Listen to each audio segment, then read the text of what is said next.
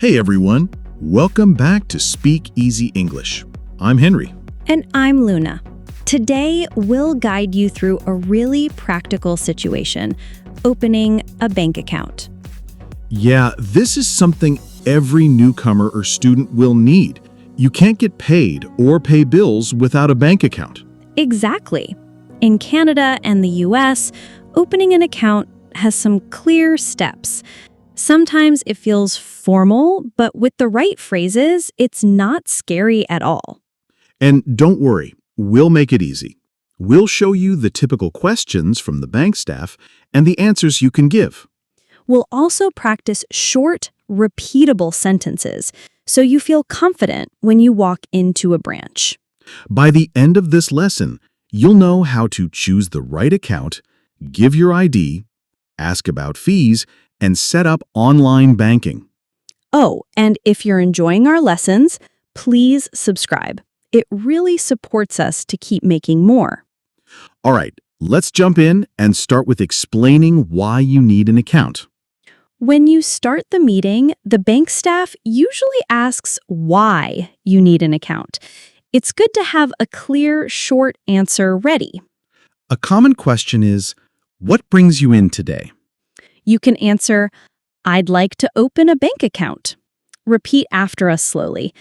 I'd like to open a bank account. If you just moved, you can say, I need an account for my job. If you are a student, you can answer, I'm an international student, and I need a safe place for my money. Another useful reply is, I need an account for direct deposit. Sometimes they ask, do you already have an account with us? You can reply, no, this is my first time. Repeat after me slowly. No, this is my first time. And if you want to keep it very simple, say, I need an account to pay rent and bills. Repeat slowly, I need an account to pay rent and bills. Great. These answers make it easy for the staff to understand your needs. Next, let's look at how to choose the type of account. Now that you've explained why you need an account, the staff will usually ask what kind of account you want. And North America, the two most common types are checking accounts and savings accounts. A checking account is for everyday use. You can say, I'd like a checking account. Repeat after us slowly. I'd like a checking account. A savings account is for keeping money safe and earning a little interest. You can say, I'd like a savings account. Repeat slowly.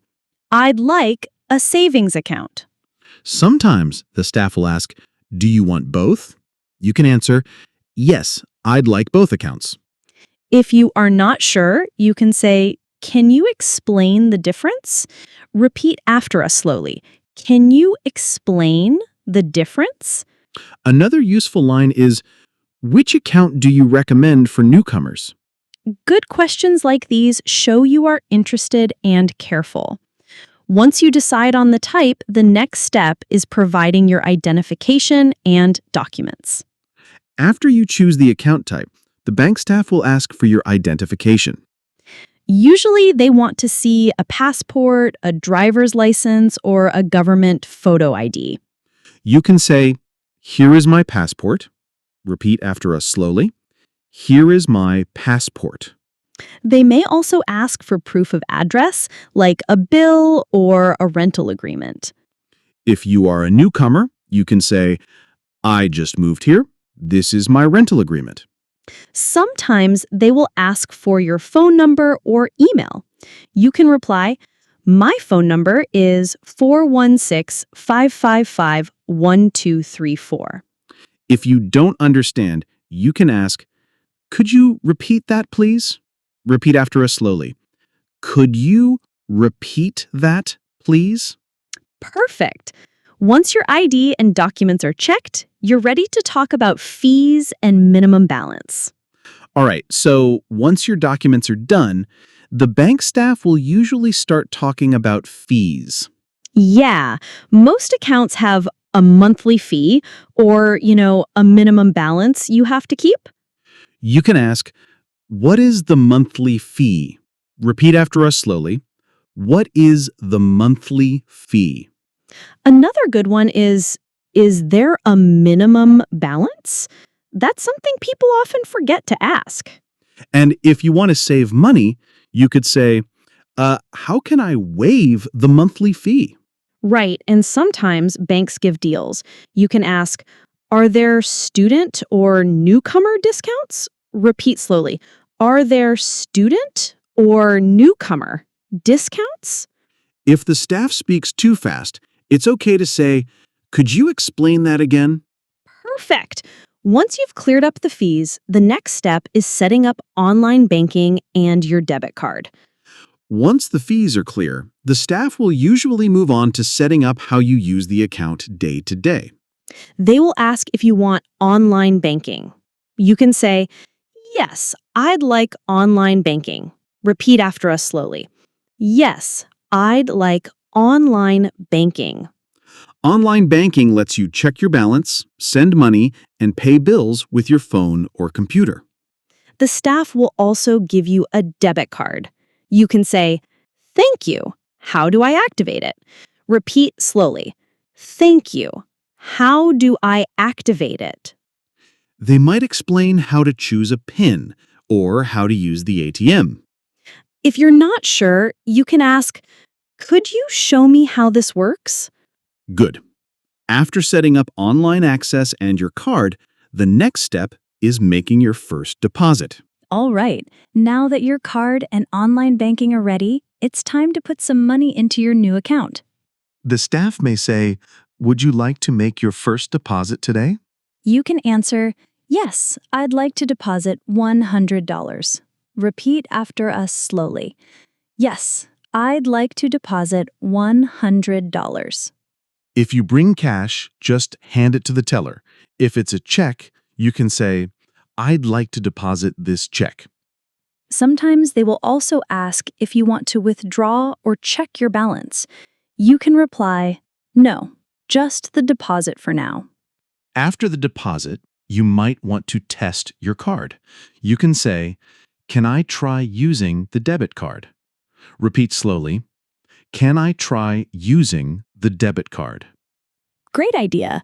That way you know your PIN works and the money is in your account. Nice! Once your first deposit is done, the staff may ask if you'd like information about extra services. So after your first deposit, the staff might talk about other services the bank can offer. One common option is a credit card. You can say, I'd like to apply for a credit card. Repeat after us slowly. I'd like to apply for a credit card. Credit cards are useful for shopping online and building your credit history. Another option is opening a savings account. You can ask, can I also open a savings account? Repeat slowly. Can I also open a savings account? Good question. Savings accounts are great if you want to put money aside. Sometimes people also ask about a joint account, for example, with a partner or spouse. You can say, how do I open a joint account?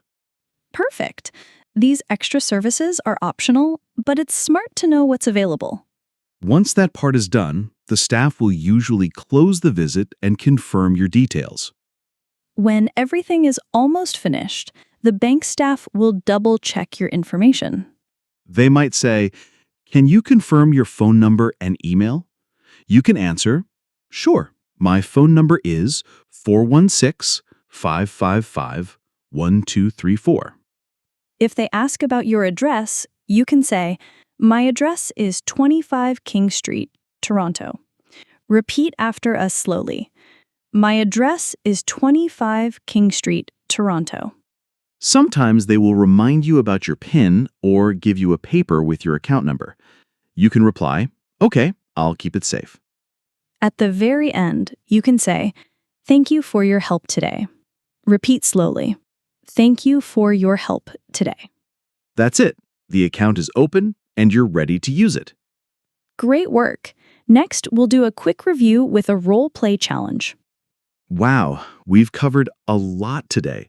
Let's take a moment to review what we learned. Yes, we practiced how to explain why you need an account, choose the type, give your ID, ask about fees, and set up online banking. We also talked about making a first deposit, asking about extra services, and closing the visit. Now, let's do a short role play. I'll be the bank staff, and Henry will be the customer. I'd like to open a checking account. Great. Can I see your ID, please? Sure, here is my passport. Perfect.